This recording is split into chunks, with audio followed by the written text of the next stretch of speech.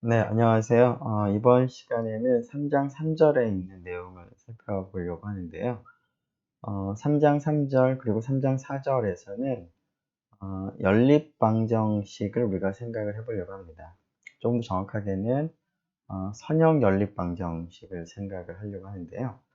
어, 3장 3절에서는 선형 연립방정식의 그 해에 대해서 이론적인 측면에서 해가 어떻게 생기는지 에 대한 이제 관점에서 우리가 먼저 살펴보도록 하고, 4절에서는 그러한 선형연립방정식의 해를 우리가 그러면 어떻게 계산하는지 하는 것들은 4절에서 우리가 좀 더 자세히 다뤄보도록 하겠습니다.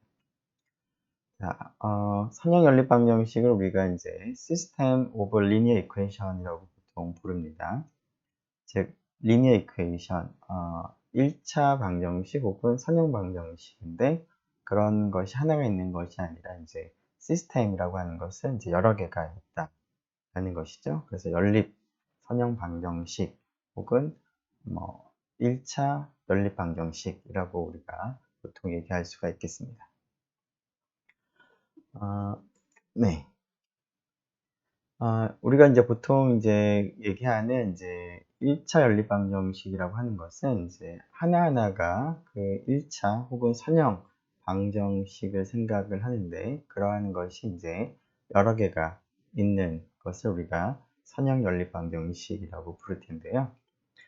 연립 선형이라고 하는 것은 다음과 같이 첫 번째 식과 같이 변수가 지금 x1부터 xn이 되는데요. 미지수가 x1부터 xn이 되는 것이고, 자, 이러한 이제 미지수와 관련한 식이 그런 미지수의 어떤 상수들을 곱해서 더한 것이 어떤 값이 되는 그러한 방정식을 우리가 이제 간단하게 리니어 이퀘이션 선형 방정식이라고 부르겠습니다.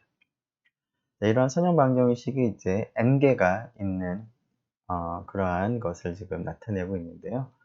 이러한 모습이 리니어 이퀘이션의 시스템, 연립 선형 방정식의 한 가지 예가 되겠습니다. 자, 이러한 연립 선형 방정식을 생각을 할 때는 우리가 필드 채를 하나 선택을 하고요. 그 채에서 이러한 개수들을 우리가 생각을 합니다. 즉, 개수로 우리가 쓰고 있는 A11, A12부터 A1n까지 첫 번째 그 이퀘이션에서의 이제 개수가 A11부터 A1n이 되는데요. 이것과 이제 B1까지 모두 우리가 선택한 F라는 체에 있는 원소를 우리가 생각을 하겠습니다. 두 번째 방정식에서도 마찬가지로 개수들은 모두 F라고 정해진 그런 필드상에서의 원소를 우리가 생각을 하겠습니다. 자, 그리고 우리가 미지수를 x1부터 xn이라고 생각을 이제 할 텐데, 우리가 이 식을 만족을 하는 이제 해를 이제 찾고자 할 텐데요. 그러한 이제 해를 생각을 할 때 x1부터 xn이라는 이 n개의 변수가 가질 수 있는 값은 마찬가지로 f라는 최상에서의 값만을 우리가 가지는 경우를 생각을 하겠습니다. 자, 이러한 연립방정식을 우리가 생각을 할 때 그 aij 일반적으로 지금은 이제 변수가 n개가 되고요. 그 다음에 식이 모두 m개가 있겠습니다. 자, 그래서 aij라고 하는 이 개수들은 그 i가 그 첫 번째 첨자는 이제 그 방정식의 번호를 이제 나타내고 있겠습니다. 그래서 i가 1부터 m까지 가질 수가 있겠고요. 그 다음에 j는 각각의 i번째 그 이퀘이션에서 xj 앞에 붙은 개수를 우리가 aij라고 표기를 하고 있습니다. 그래서 j는 변수의 개수가 x1부터 xn, n개가 되기 때문에 j는 1부터 n까지의 값을 가질 수가 있겠습니다. 이러한 aij와 그 다음에 오른쪽에 있는 b1부터 bn이라고 하는 것들은 전부 다 어떤 정해진 필드 상에서의 값을 우리가 생각을 하겠습니다. 즉 필드 F상에서의 값들로 만들어진 이러한 형태의 방정식을 생각을 하는데요. 이때 변수에 해당하는 x1부터 xn들은 우리가 솔루션을 생각할 때, 해를 생각을 할 때, 이것을 만족하는 그 솔루션을 생각을 할 때 x1부터 xn이 택하는 값은 마찬가지로 F상에서의 값만을 우리가 생각을 해서 해를 우리가 생각을 하겠습니다.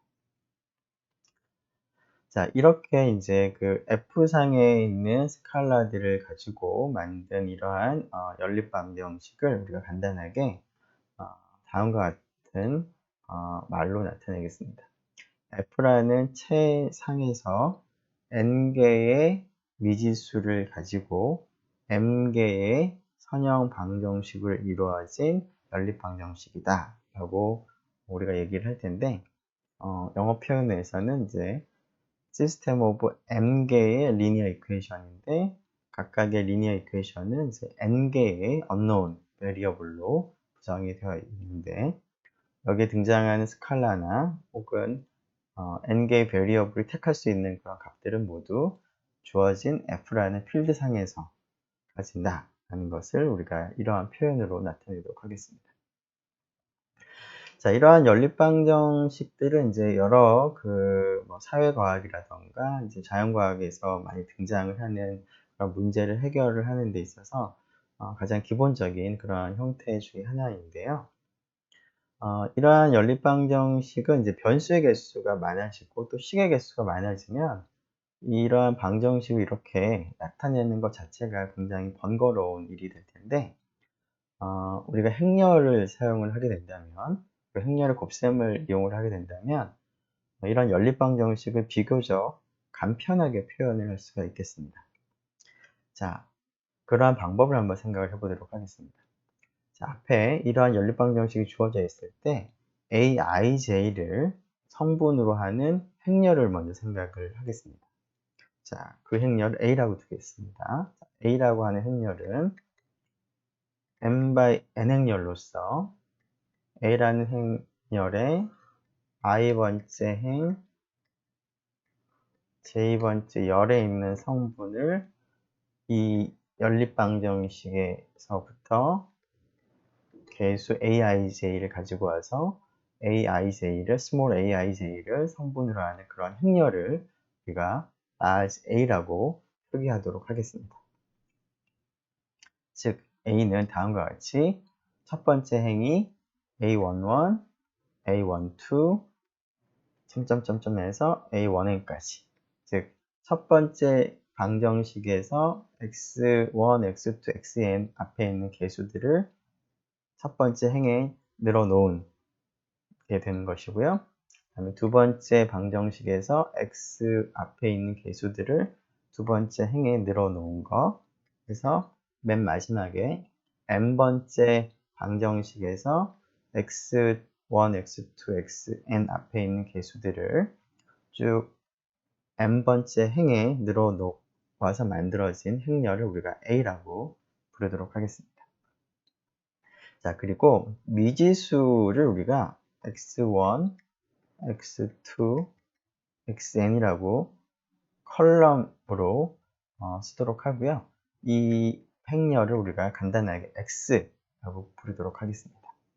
그리고 오른쪽에 있는 각각의 연립방정식에서 오른쪽에 있는 스칼라 b1부터 bm을 모아서 컬럼 벡터로 쓴 혹은 이제 m by 1 행렬로 쓴 이 행렬을 우리가 b라고 표기하도록 하겠습니다. 물론 x는 행렬로 생각한다면 n개의 행으로 구성이 되어 있으니까 n by 1 행렬이 되겠습니다.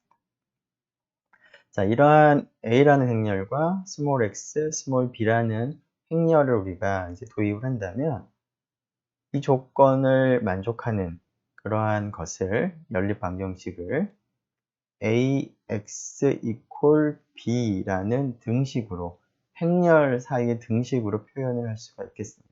왜 그러냐면 ax라고 하는 이 행렬의 곱을 생각해 보면 어떻게 될까요? a라고 하는 그 개수들이 지금 A, I, J들이 있고요. 다음 X라고 하는 행렬은 이러한 이제 컬럼 벡터 형태의 행렬이 될 텐데, 자, 이 두 행렬을 곱셈을 해보면 첫 번째 행은 A의 첫 번째 행에 있는 값들과 그 X라는 오른쪽에 있는 이 행렬의 그 값들을 우리가 대응되는 값들을 곱셈을 해서 다 더한 겁니다. 즉, 첫 번째 행에 있는 원소들은 A11, A12부터 A1n이 되는 거니까 곱셈을 하게 되면 A11, X1부터 A1n, Xn이 되겠습니다. 자, 그리고 두 번째 행과 마찬가지로 곱셈을 해보면 여기가 이제 A21부터 A2n까지가 있으니까 곱셈을 해보면 A21, X1부터 A2n, Xn까지 등장을 하겠죠? 자, 결국 이 연립방정식에서 각각의 방정식에서 왼쪽에 있는 그러한 그 식이 얻어지게 됩니다. 자, 그런데 이러한 그 행렬이 자, 오른쪽에 있는 B1, B2, BM과 각각의 성분이 이제 같아져야 된다라고 하는 것을 간단하게 행렬의 등식으로 이 행렬과 이 행렬이 같다라고 우리가 이제 나타내게 된다면, 행렬이 같다라고 하는 의미는 각각의 성분이 같다라는 것을 의미하는 것이니까 첫 번째 성분과 B1이 동일하고 두 번째 성분과 B2가 동일하고 마지막에 n번째 성분과 BM이 동일하다라는 것을 한꺼번에 나타내는 식이 되겠습니다. 즉, 이러한 연립방정식의 조건을 행렬로 표현을 하자면 간단하게 AX가 B라는 행렬과 동일하다라는 행렬에 관한 식으로 나타낼 수가 있는데, 이렇게 행렬에 관한 식으로 나타내보면 A라는 행렬과 뭐 B라는 행렬, X라는 행렬이 어떤 행렬인지만 알고 있으면 어떤 연립방정식인지를 우리가 쉽게 간단하게 한 줄로 우리가 표현을 할 수가 있겠습니다. 자, 그래서 우리는 이런 연립방정식을 이렇게 행렬 표현으로 바꾸어서 생각을 하고 이러한 표현을 사용을 해서 연립방정식의 해가 어떻게 되는지를 우리가 살펴보도록 하겠습니다. 지금 한 얘기를 좀 정리를 해보면, 자, A라는 행렬과 X라는 행렬, B라는 행렬을 다음과 같이 도입을 하게 되면 위에 있는 연립방정식을 간단하게 행렬의 등식으로 표현을 할 수 있는데 AX equal B라고 표현하는 것과 마찬가지가 되겠습니다. 그래서 연립방정식을 이렇게 복잡하게 표현하기보다는 간단하게 AX equal B라고 하는 단 하나의 행렬에 관한 식으로 우리가 간단하게 나타낼 수가 있겠습니다. 이렇게 행렬에 관한 식으로 나타낼 때 그 A라고 하는 이 행렬은 앞에서도 얘기한 것처럼 m by n 행렬이 될 텐데요. m은 방정식의 개수고요. 그 다음 n은 변수의 개수가 되겠습니다.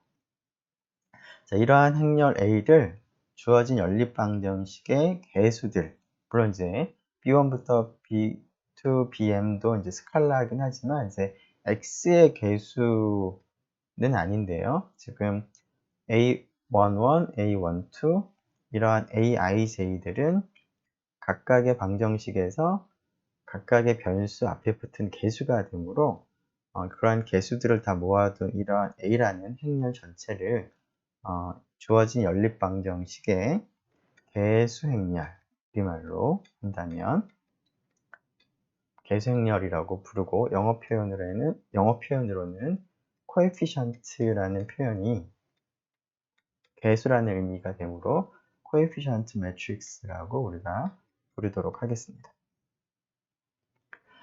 자, n by n 행렬인 A를 개수행렬, 주어진 연립방정식 시스템의 개수행렬이라고 부르도록 하겠습니다.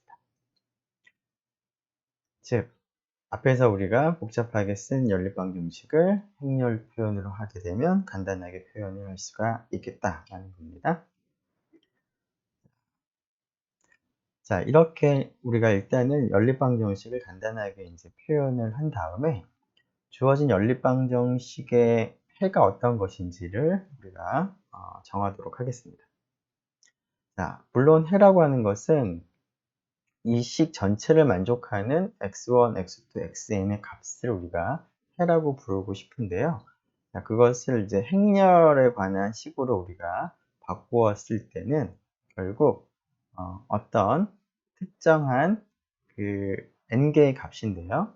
s1, s2, sn인데 이것을 이제 s라고 하는 행렬 혹은 벡터라고 둔다면 AS가 행렬을 구분했을 때 B가 되면 요 S, 이 벡터 혹은 행렬 전체가 결국 주어진 연립방정식을 만족하는 해가 되겠습니다. 즉, X1이 S1이 되고 X2가 S2가 되고 XN이 SN이 되는 경우에 주어진 연립방정식을 만족한다 라는 그런 의미가 될 텐데 변수가 n개가 되기 때문에 우리가 해를 얘기할 때도 각각의 변수가 어떤 값을 택하는지를 우리가 얘기를 할 필요가 있겠고, 그러한 값들을 이렇게 행렬로 혹은 벡터 형태로 늘어놓은 이 s라는 벡터를 주어진 연립방정식의 해, 영어 표현으로 솔루션이라고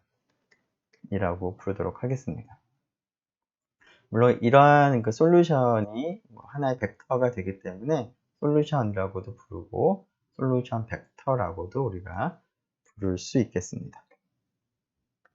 즉, 어떤 연립방정식 S라고 하는 연립방정식의 솔루션이라고 하는 것은 Fn 상에 있는 그런 벡터가 되겠습니다.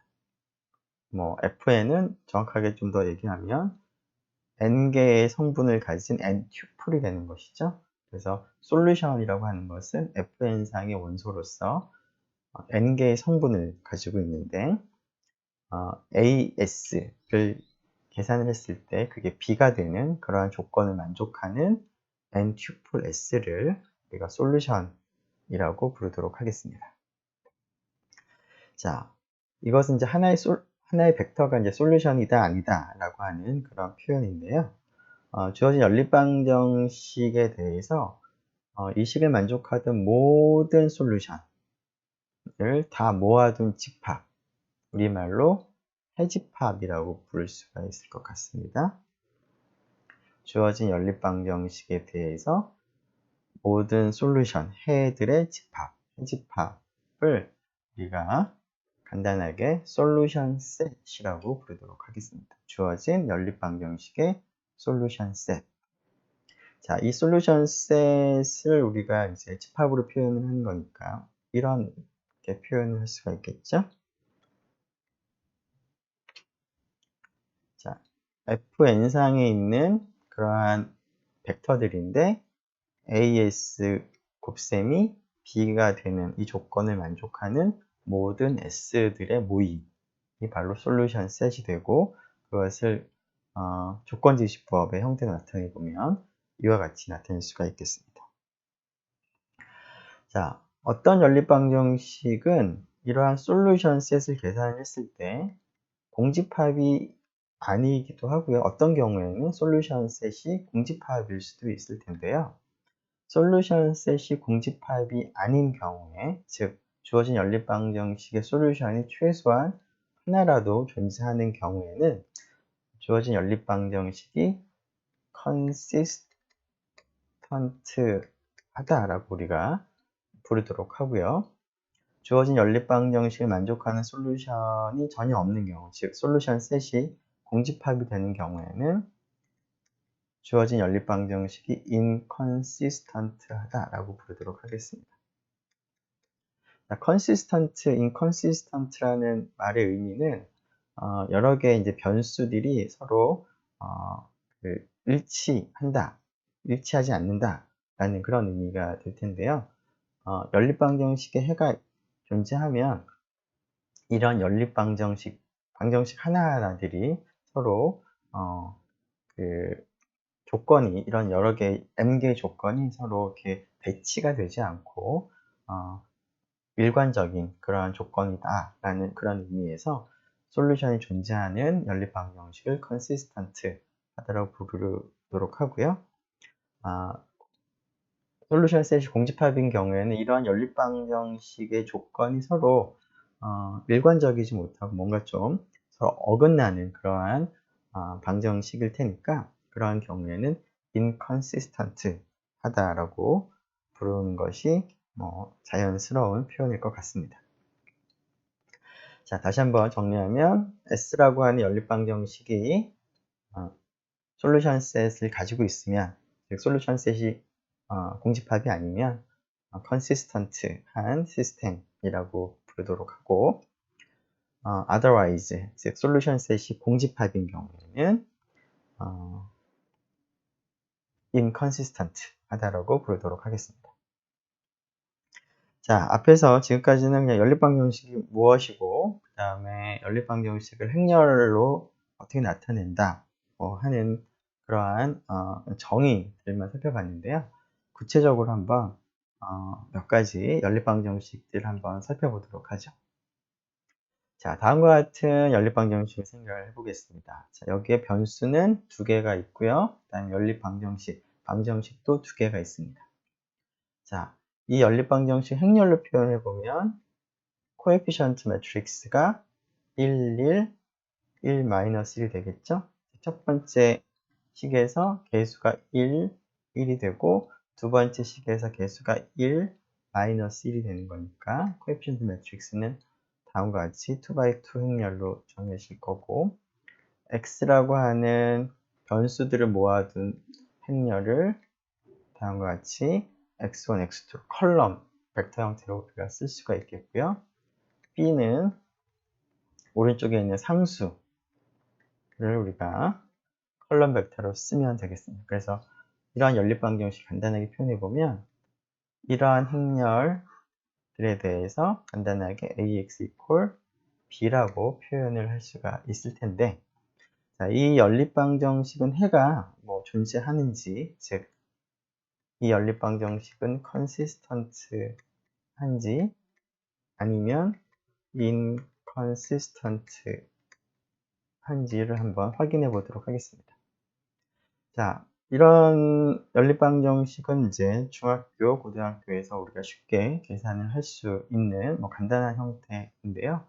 자, 이러한 연립방정식을 풀기 위해서는 우리가 앞에 1장, 2장에서도 이런 연립방정식을 푸는 방법을 우리가 살펴봤었는데, 그런 방법에서 변수를 적당히 이제 소거를 했습니다. 자, 지금 이거 같은 경우에는 첫 번째 식하고 두 번째 식을 더하게 되면 두 번째 변수 x2가 소거가 돼서 x1이 4가 되고 따라서 x1 equal 2를 얻습니다. x1을 2가 되기 때문에 이제 이 식이나 이 식에 넣어보면 x2는 어떤 식에 넣어도 1이 되는 것을 우리가 확인할 수가 있습니다. 즉, 주어진 연립방정식의 하나의 솔루션이 1이 되는데요. 사실은 이거 말고는 더 이상 솔루션이 없겠습니다. 이 경우에는. 즉, 1, 1, 1, 1과 2, 1 행렬 곱해보면 2 더하기 1이니까 3이 되고 이렇게 곱해보면은 2-1이 되니까 1이 되죠? 그래서 이 녀석이 b랑 같은 것을 확인할 수가 있고 따라서 2, 1이라는 이 벡터가 혹은 행렬이 솔루션 해가 되겠습니다. 자, 그런데 조금 전에 우리가 변수를 이제 소거하는 과정에서 주어진 연립방정식 해는 오로지 이 경우, 즉 벡터를 나타낸다면 2, 1이라는 행렬밖에 없다는 것은 자명하게 이제 드러나는 사실이 되겠습니다. 자, 그래서 이 연립방정식은 솔루션을 가지고 있고, 근데 단 하나밖에 없습니다. 자, 물론 x1은 2, x2는 1인데 우리가 앞에서 솔루션을 표현할 때는 행렬로 표현을 하는 거니까 이 1이 바로 솔루션이 되겠습니다. 자, 물론 이 연립방정식을 행렬로 표현해보면 조금 전에 본 것처럼 다음과 같이 나타낼 수도 물론 있습니다. 자, 또 다른 연립방정식을 한번 생각을 해보도록 하죠. 이 연립방정식은 이제 식이 두 개가 되고, 그 다음에 변수는 x1, x2, x3 세 개가 됩니다. 그 다음에 계수 행렬은 어떻게 되는지 보면 2by 3 행렬이 될 텐데, 첫 번째 행은 2, 3, 1이라고 쓰면 될 것 같고요. 두 번째 행은 1, 마이너스 1, 2가 되겠습니다. 자, 그리고 B는 뭐가 될까요? 여기 1과 9을 늘어놓은 2by 1 행렬이 되겠습니다. 물론 이제 미지수를 모아둔 행렬 x는 x1, x2, x3가 되겠고, 주어진 연립방정식은 이와 같은 행렬 a, b, x를 사용한다면 a, x equal b로 행렬에 관한 식으로 간단하게 표현을 할 수가 있겠습니다. 자, 이러한 연립방정식은 해가 존재한다면 단 하나가 존재하는지 아니면 더 많은 해가 존재하는지 한번 생각을 해보도록 하겠습니다. 자, 이런 연립방정식을 풀 때 이제 이 두 방정식을 이제 적당히 변형을 해서 조금 간단한 형태의 방정식으로 바꾸는데요. 주어진 이제 경우에는 이거보다는 이제 여기 앞에가 2니까 이거보다는 이제 x1 앞에 개수가 1이 되는 것이 조금 편할 것 같으니까 순서를 우리가 바꿔볼 수가 있겠습니다.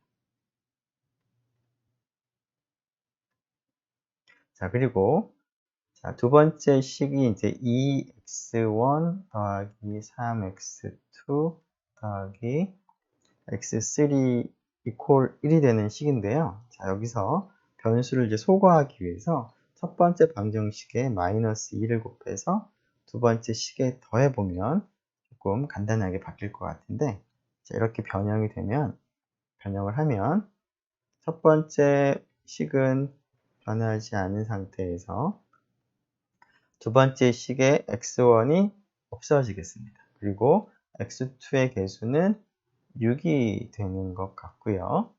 6이 아니라 5가 되네요.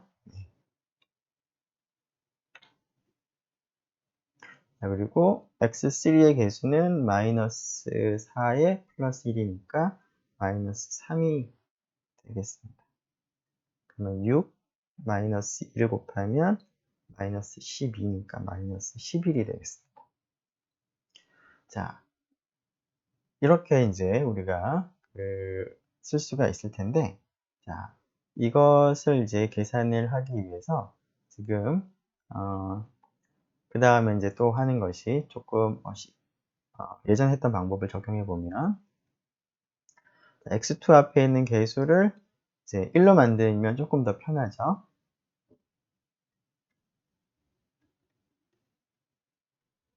자, 그래서 그 두 번째 식에서 양변을 5로 나눗셈을 하게 되면 x2 빼기 5분의 3 x3가 마이너스 5분의 11로 우리가 바꿀 수가 있겠습니다.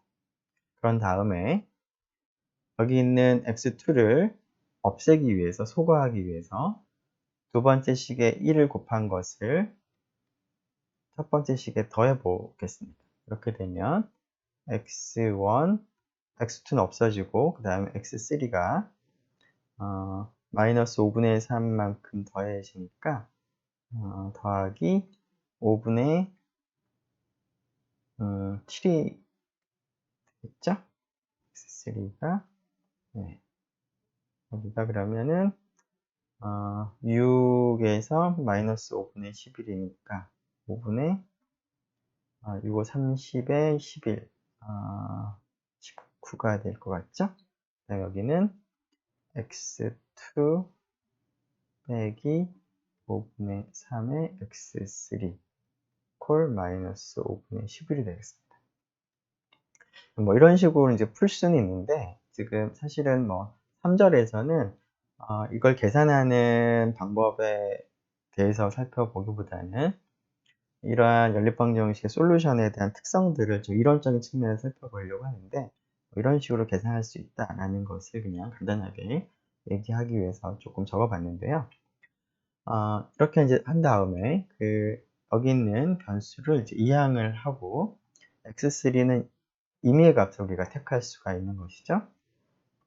그러면 x1, x2는 임의의 x3에 대해서 첫 번째 식, 두 번째 식을 만족하도록 이제 정하면 바로 우리가 원하는 이 연립방정식의 해를 다 찾을 수가 있겠습니다. 자, 그런데 이 경우에는 이제 x3하고 x3를 임의로 정할 수 있기 때문에 이와 같은 연립방정식의 해는 단 하나가 존재하지 않고 무수히 많은 가 존재하는 것도 우리가 물러낼 수가 있습니다. 이런 연립방정식의 해를 이제 구체적으로 계산하는 방법에 대해서는 4절에 가서 조금 더 간편한 방법을 소개하도록 하겠습니다. 자, 어쨌거나 이 연립방정식은 무수히 많은 해를 이제 가지는데요. 그런 것 중에 하나를 생각해 보면 마이너스 6, 2, 7도 솔루션이 되고 8, 마이너스 3, 마이너스 3도 솔루션이 되는 것을 직접 계산해 보면 우리가 확인할 수가 있습니다. 자, 그 다음에 또 다른 연립방정식의 예로서 다음을 한번 생각을 해보죠. 자, 이 연립방정식을 행렬로 나타낸다면, 행렬의 식으로 나타낸다면,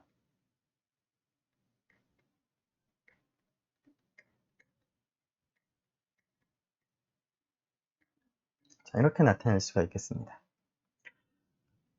자, 그런데 이 식을 만족하는 솔루션은 존재할까를 생각해 보면, 첫 번째 식과 두 번째 식을 동시에 만족을 할 수는 없겠습니다.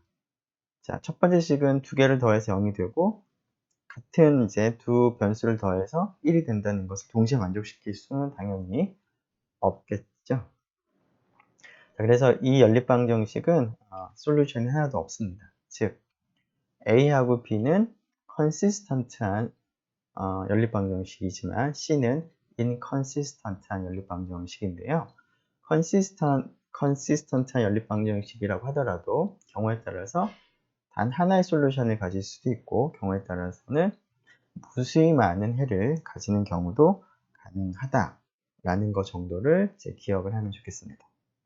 즉, 연립방정식, 선형 연립방정식에 대해서 생각해 보니까 솔루션이 단 하나만 가질 수도 있고, 무수히 많을 수도 있고, 그리고 전혀 솔루션이 없는 그런 연립방정식도 가능하다라는 것을 일단 기억을 해두면 좋을 것 같습니다. 자, 우리가 그러면 지금까지는 연립방정식을 이제 간단하게 표현하는 방법, 그리고 실제로 연립방정식의 이그젬플들을 통해서 솔루션이 어떤 가능성들이 있는지를 한번 생각을 해봤는데요. 솔루션 셋이. 이러한 연립방정식의 솔루션에 대해서 조금 더 자세히 살펴보기 위해서 주어진 연립방정식을 크게 두 가지 형태로 나누어서 우리가 생각을 해보도록 하겠습니다.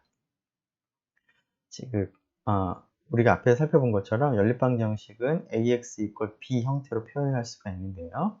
이때 b라고 하는 이 벡터가 0벡터가 되는 경우와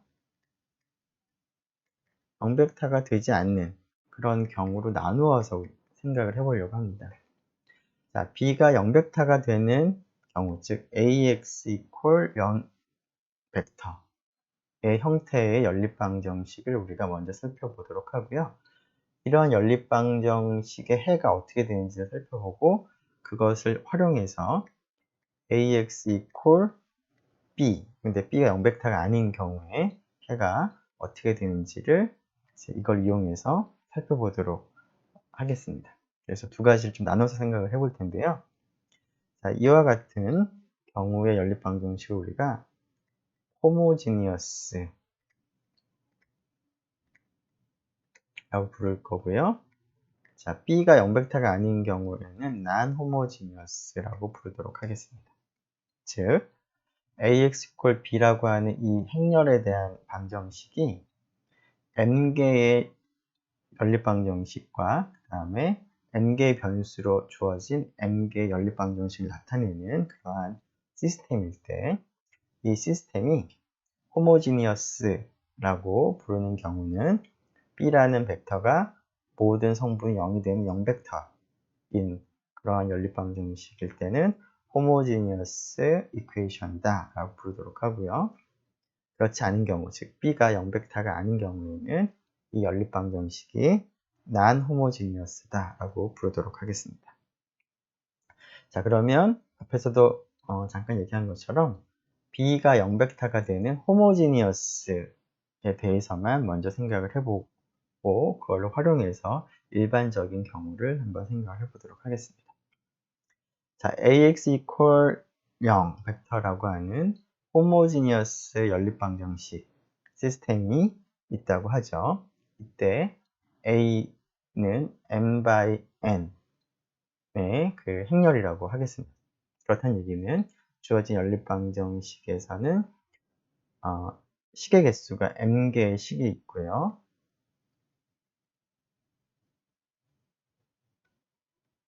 그 다음에 변수가 N개가 있다라는 뜻이 되겠습니다. 자, 어쨌거나 뭐 일반적으로는 경우를 생각을 하겠습니다. 자, 식의 개수를 M개라고 두고 변수의 개수를 N개라고 두겠다라는 겁니다. 자, 이 경우에 AX equal 0이라고 하는 이 연립방정식의 솔루션 셋을 K라고 두도록 하겠습니다.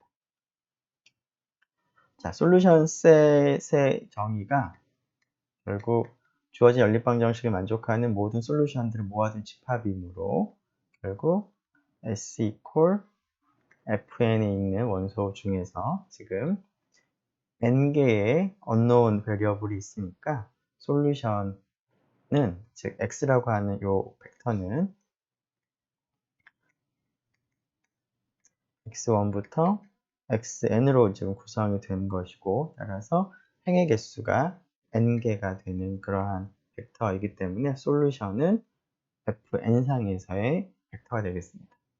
자, 근데 S가 우리가 원하는 솔루션이라는 얘기는 AS를 곱셈을 했을 때 0벡터가 되는 이 조건을 만족을 하는 그러한 S들을 다 모아둔 그런 해 집합을 생각을 하고자 합니다.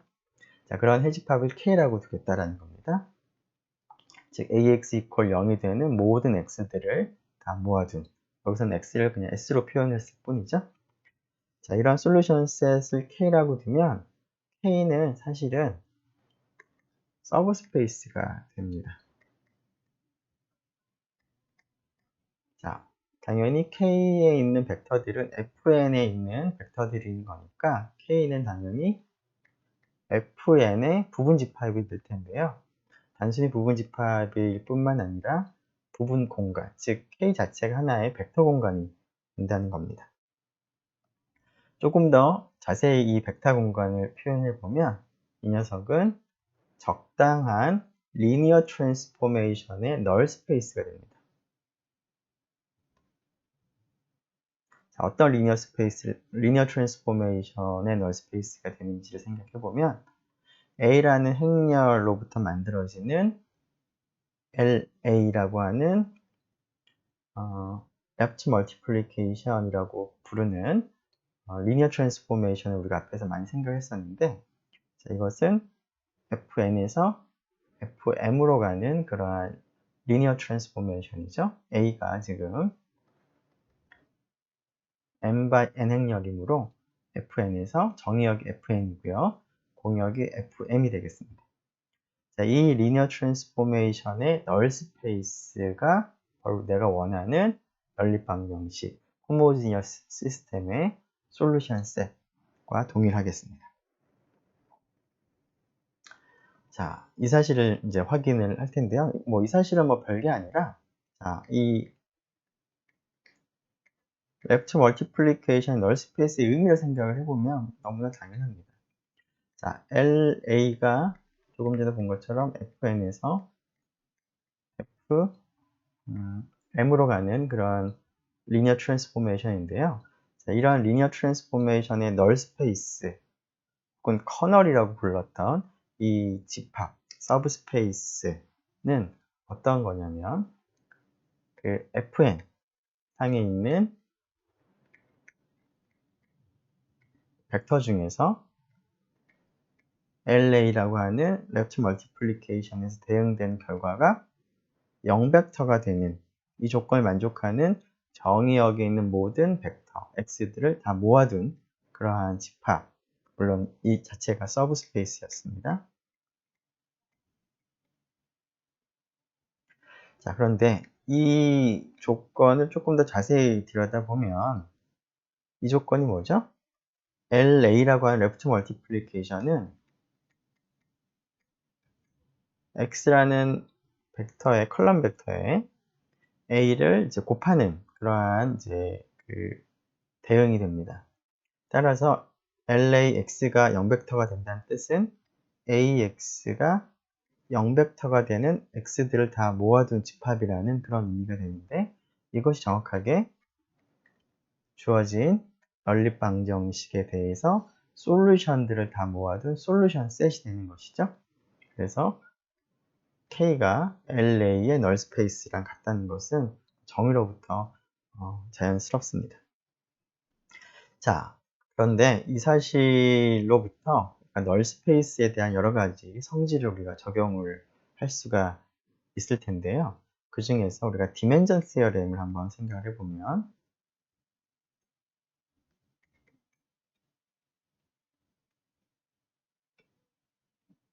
자, 지금 FN에서 FM으로 갈 때 LA의 널 스페이스의 차원, 널리티였습니다. 자, 널리티와 LA의 랭크를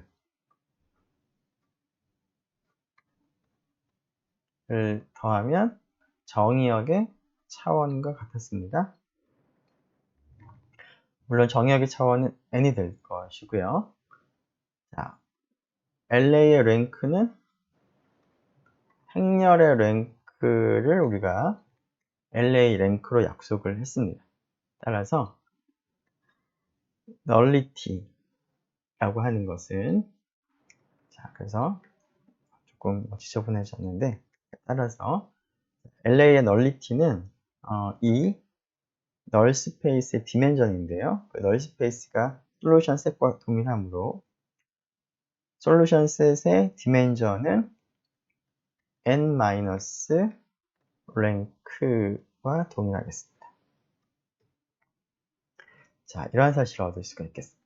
자, K가 널 스페이스니까 서브 스페이스일 뿐만 아니라 디멘전이 n-LA의 랭크, 물론 LA의 랭크는 행렬 A의 랭크이기도 하죠. 그래서 솔루션 셋의 디멘전을 우리가 행렬 A의 랭크와 그 다음에 변수의 개수를 사용해서 우리가 표현할 수가 있습니다. 자, 이 솔루션 셋의 디멘전을 우리가 얘기한다는 얘기는 이 솔루션 셋에 있는 모든 원소들, 즉 솔루션들을 우리가 표현을 할 때 결국 디멘전에 해당하는 그러한 벡터들, 즉 베이시스를 우리가 구성을 하게 되면 그러한 베이시스에 있는 벡터들 1차 결합으로 이 솔루션을 다 표현할 수 있다라는 그런 의미가 되겠습니다. 즉 호모지니어스 시스템에 대해서는 이 식을 만족하는 모든 솔루션들은 K의 디멘전만큼의 솔루션들을 우리가 얻어서 물론 리니어리 인디펜던트 하도록 그렇게 되면 이제 베이시스가 될 테니까 그러한 것들을 1차 결합을 해서 다 표현을 할 수 있다 라는 그러한 내용을 우리가 얻을 수가 있겠습니다. 자, 그래서 우리가 앞에서 어떤 서브스페이스가 주어지면 서브스페이스의 베이시스를 이제 찾는 그러한 방법들을 적용을 하게 된다면 결국 모든 솔루션들을 몇 개의 그 솔루션들을 이제 이용해서 1차 결합으로 표시를 할 수가 있겠습니다. 자, 이 내용과 관련해서 한 가지 콜로러리를 한번 생각을 해보죠. 자, 조금 전에 우리가 생각했던 AX equal 0 벡터라고 하는 호모지니어스 시스템에 대해서 식의 개수가 m개였고 변수의 개수가 n개였는데, 변수의 개수가 식의 개수보다 많은 경우에는 이 연립방정식, 호모지니어스 시스템에 대해서 이 연립방정식을 만족하는 솔루션 중에는 0벡터가 아닌 그런 솔루션이 최소한 하나는 존재한다라는 사실을 얻어낼 수가 있겠습니다. 자, 물론 이제 호모지니어스 시스템의 솔루션들은 지금 방금 생각한 것처럼 솔루션 셋이 널 스페이스가 될 텐데요. 이 널 스페이스는 당연히 0벡터가 포함됩니다. 물론 0벡터는 모든 성분이 0인 그런 벡터죠. 자, 이게 포함이 되는 것도 당연할 뿐만 아니라 간단하게 생각을 해서 A라는 행렬이 무엇이 되든 여기다가 0을 쭉 들어놓은 이 행렬을 곱하게 되면 결과가 0, 0, 0, 0 나올 수밖에 없죠. 그래서 호모지니어스 이퀘이션에 대해서는 0벡터가 솔루션 중에 하나가 됩니다. 자, 그런데 이러한 상황이라면 그러한 0벡터 말고도 더 솔루션이 존재한다라는 것을 우리가 알 수가 있습니다. 즉, 그러한 솔루션은 난제로 솔루션이라고 우리가 부를 수 있을 테니까 이러한 경우에는 난제로 솔루션이 존재한다라는 것을 얻을 수가 있습니다. 자, 왜 그럴까요? 자, 조금 전에 본 것처럼 디멘전 K, 솔루션 셋의 디멘전은 n-a의 랭크인데요. 자, a의 랭크의 성질을 생각해 보면 랭크는 a라는 행렬의 행의 개수보다도 작고 a라는 행렬의 컬럼의 개수 n보다도 작거나 작다는 것을 우리가 알고 있습니다. 자, 그런데 우리가 지금 생각하는 경우는 m이 n보다 작은 경우인 거니까 이거이고 이거다라는 얘기는 결국 n보다도 작다, 같거나 작다라는 것을 의미하겠습니다. 자, 그런 경우에 n-랭크는 랭크 a가 최대로 n밖에 되지 않는 거니까 이것은 아무리 작아도 n-m보다는 같거나 크겠습니다. 자, 그런데 m이 n보다는 스트릭트하게 더 작기 때문에 n에서 m을 뺀 값은 최소한 0보다는 크겠습니다. 즉, 디멘전이 0보다 크다입니다. 따라서 디멘전 k가 1보다는 같거나 클 거고, 즉 0은 안 된다는 겁니다. 디멘전이. 자, 디멘전이 0은 아닐 테니까 따라서 k라고 하는 이 솔루션 셋은 서브스페이스인데 0벡터 하나만을 포함한 서브스페이스가 될 수는 없습니다. 그거보다 더 다른 것을 더 포함을 해야 되겠습니다. 0벡터 하나만을 포함한다면 디멘전이 0이 되기 텐데요. 지금은 디멘전이 1 이상이 되기 때문에 K라고 한 솔루션 셋은 0벡터하고 동일하지 않고 0벡터보다 스트릭트하게 더 큰 집합이 되겠습니다. 따라서 어떤 S가 존재합니다. 0벡터가 아닌 S가, 바로 그 S가 난제로 솔루션이 되겠죠. 그래서 호모지니어스 이퀘이션에 대해서 변수의 개수가 식의 개수보다 스트릭트하게 더 많으면, 크면 모두 0인 그런 거 말고도 더 솔루션이 존재한다라는 것을 CRN 3.8을 사용해서 우리가 간단하게 확인을 할 수가 있겠습니다. 네, 시간이 조금 된 것 같으니까 일단은 여기까지 하도록 하고요. 잠시 쉬었다가 계속 이어가도록 하겠습니다.